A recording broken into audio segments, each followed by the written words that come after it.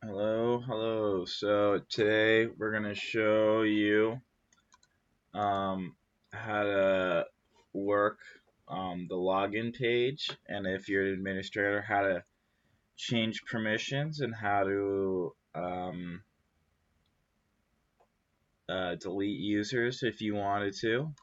So if you're an admin or if you don't have an account yet, you're gonna sign up with your first name, last name, email address, and your password. So I'll just sign my name up here since I don't really have an account yet.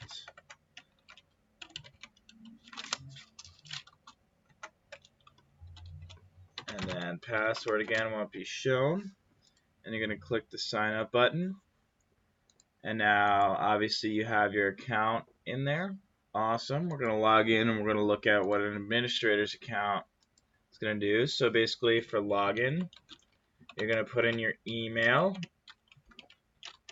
and your password. And you're going to log in. And now if you're an administrator, you should see this green button up on the banner. It's user management.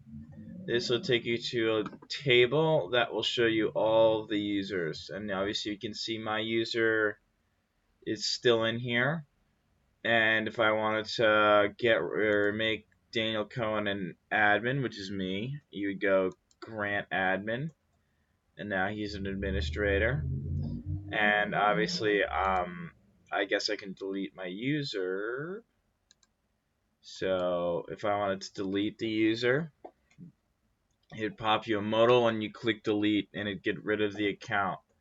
Now, I'm not going to do that just because I'd like my account on here. But anyway, it just shows you if you're an administrator, you can be able to delete the accounts too. But it's going to prompt you if you did want to delete that.